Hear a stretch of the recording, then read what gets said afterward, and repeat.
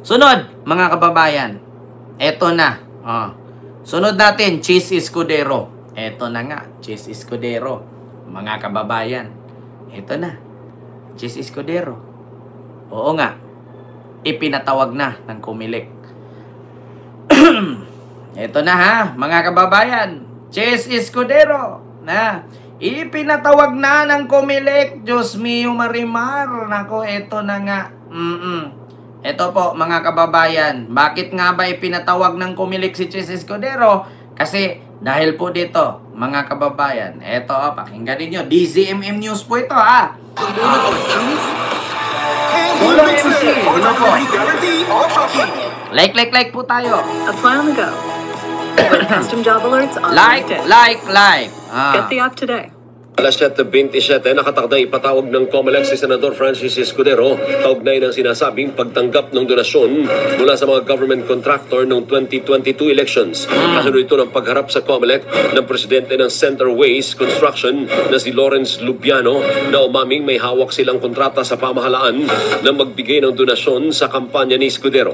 Iniimbestigahan din ng Comelec ang iba pang kandidatong sinasabing tumanggap ng campaign contributions mula sa mga kontraktor. Sa report ng Philippine Center for Investigative Journalism, nagbigay ng 21 milyong piso sa kampanya ni Pangulong Marcos ang dalawang construction company na nakabase sa Cebu at Zamboanga del Sur. Bukod sa Pangulo, nakatanggap din si Vice President Sara Duterte ng halos 20 milyong pisong donasyon mula naman sa kumpanya ni Glenn Escandor ng Estevco Realty Corporation. Ayan na. Pinag-aaralan ng Comelec ang posibleng pagpapaliban ng Bangsamoro Parliamentary Elections sa October 13. Aminado si Comelec Chairman George Erwin Garcia na imposible nang ituloy ang halalan dahil sa kakulangan ng panahon sa paghahanda. Nauna nang sinuspinde ang mga paghahanda sa Bangsamoro elections kasunod ng temporary restraining order ng Korte Suprema para pigilan ang paglilipat ng 7 parliamentary seats ng Sulu sa ibang lugar sa Bangsamoro. Ipinatupad ang Bangsamoro Parliamentary Redistricting Act matapos ang ideklarang hindi bahagi ng Bangsamoro ang Sulu. Alas 7:27, nakatakdang ipatawag ng Comelec si Senador Francis Escudero kaugnay ng sinasabing pagtanggap ng donasyon mula sa mga government contractor noong 2022 elections. Ayan na ha, si Escudero, mga kababayan. Ipapatawag na ng Comelec. Ma'am Jillian Lee, maraming salamat po sa iyong super sticker. Thank you so much.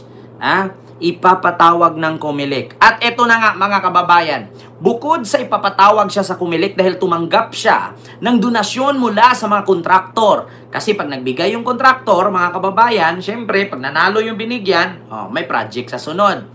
Ito po ang kadahilanan mga kababayan, the downfall of Escudero. Panoorin niyo po. From ham and cheese insertions to flood control scandal.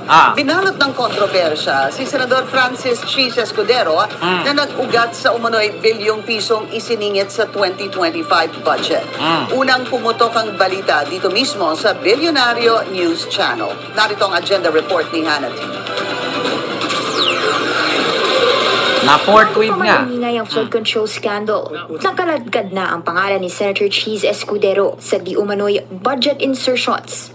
Hulyo pa lang, una nang binalita ng Billionario News Channel ang dokumento ng higit kumulang 142 billion peso worth of insertions umano ni Escudero noong siya pa ang Senate President. Iba-ibang lugar ang sites ng mga proyekto, mula flood control, roads, bridges at maging streetlights hindi nakalusot.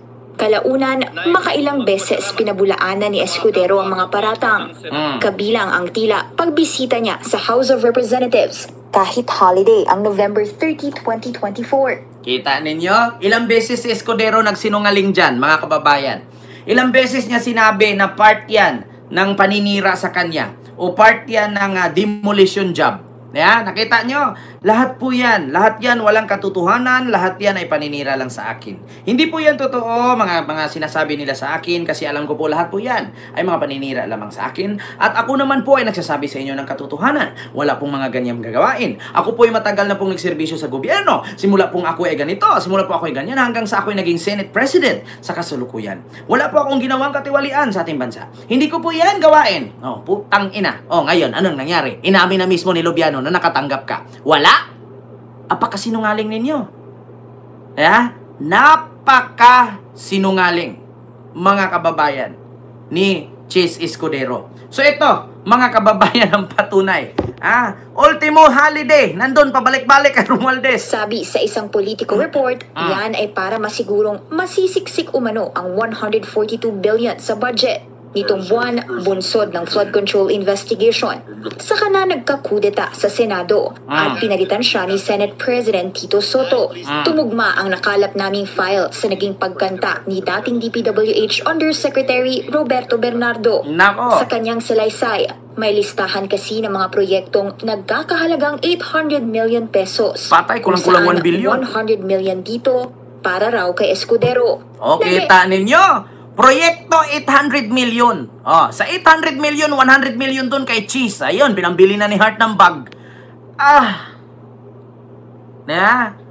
Sa 800 million project, 100 million dun kickback ni Cheese. Kaya pala si Hart napakadaming pambili ng bag, pambili ng jewelry. Kaya nga sa totoo lang mga kababayan, bakit hindi subukan ipa-amlak si Hart Evangelista? Kasi, kung tutuusin, yung mga bags, yung mga jewelry na pinambibili niya, millions po ang halaga nun. Pero bakit hindi siya kasali sa top taxpayer sa Pilipinas? Dapat nga ipa-lifestyle check yan eh. Di ba? Biruin mo sa 800 million, pakita natin Ilistahan kasi ng mga proyektong nagkakahalagang 800 million pesos, kung saan 100 million dito para raw kay Escudero. Kita ninyo? Ka-exist din ang listahan kasi ng mga proyektong nagkakahalagang 800 million pesos. Di ba? Kita nyo, ito po, mga kababayan, lakihan ko lang kasi siyempre, malalakihan naman to eh. Ito, lakihan natin yung screen. Ayan, lakihan. Ayan mga kababayan, nakasaad. Meron dito, 100 million. 100 million, 100 million, 300 million, 300 million. 6, 7, 8. Nakalagay dito, construction, flood control, Along, Kanumay. Ayun, Barangay Kanumay, West Valenzuela. Tapos meron pang isa, construction, flood control, Valenzuela pa rin. At saka preservation program of rehabilitation, construction of roads. Ayun, sa may Damian Reyes Road, Buwak Side. Tertiary Road. At ito pa, asset preservation program. Sa Dr. Damian Reyes Road. Sa Buwak Side, 300 million.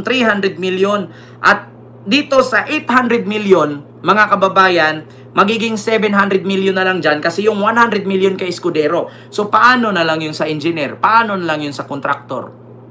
Paano pa yung nanakawin ng mga mason? Paano pa yung nanakawin ng mga construction worker?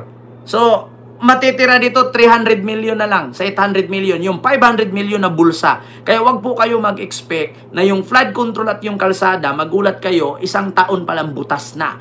Kaya napansin niyo mga kababayan, sa lugar ninyo, yung mga kalsada nagbibiyakan, umaangat, merong yumuyupi, merong umaangat. Tapos magugulat ka, hindi pa sira yung kalsada, binubutas-butas na naman. Pwede na nga taniman ng palay eh. Bakit? Sa budget na 800 million, 100 million kay Cheese, 700 million na lang natitira doon sa construction. Paano pa yung kay contractor doon? Yung tubo niya. Sa 700 million, magiging 600 na lang. Paano pa yung kay district engineer? 100 million din. So, sa 600 million, magkano? Magiging 500 million na lang. Paano yung semento na 1,000 ang budget, 700 lang ang ginamit? Kasi bininta na ni foreman, bininta na ni construction worker. Ay talaga namang expected natin sa project ay substandard. Bukod sa substandard, yung iba wala ng budget, nagiging ghost project. Ganun po ang nangyari. Sa mga hindi po nakakaalam, bakit may substandard? Bakit may ghost project? Example natin yan. 800 million. 100 kay Cheese. 100 sa contractor. 100 kay district engineer. O, si 500 na lang. Kukuhaan pa ni foreman. Kukuhaan pa ni Mason. O, 50, pag tag 50 million sila. So, 400 million na lang. Pagdating kay construction worker, kukuhaan nila, 100 million din. So, 300 million na lang. So, ang expected mo dun sa kalsada na nagkakahalaga ng 800 million, anong itsura sa 300 million? Kaya magulat ka, wala pa isang taon, biyak na. Magugulat ka, walang nakatayo. Bakit?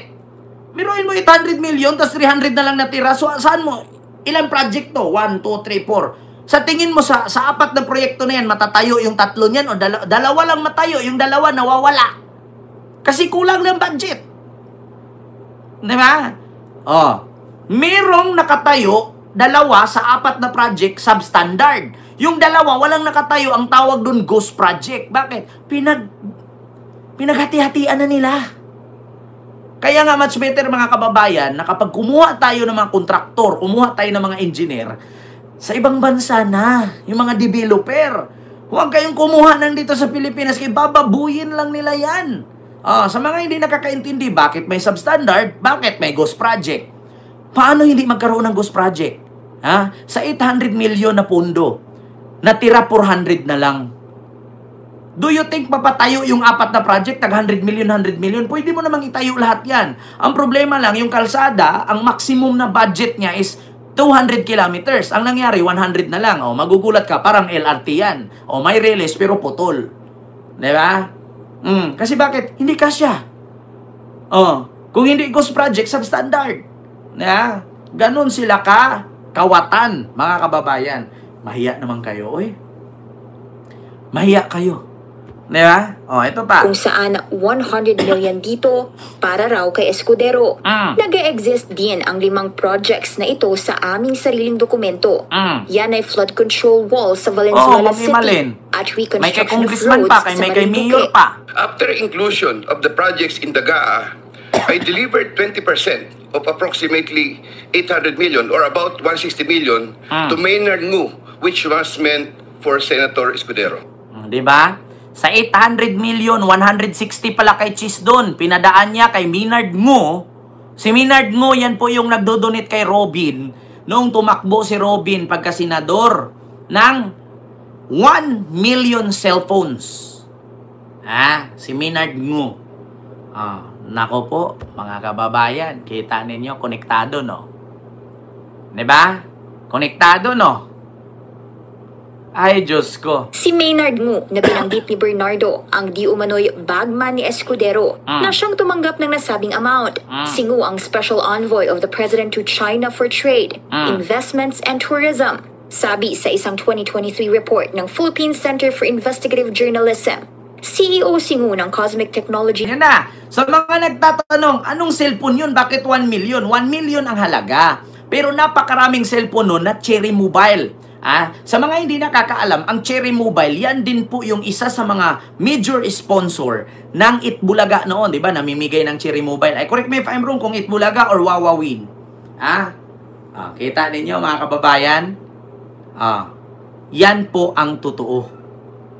Nawawala ba ako mga kababayan? Hindi nyo ba ako napapanood? Naputol ba yung aking live? Yes, right. Di ba? Hindi naman yata ako naputol Okay naman siguro. Okay naman siguro. Ayan. So, yun po yun, mga kababayan.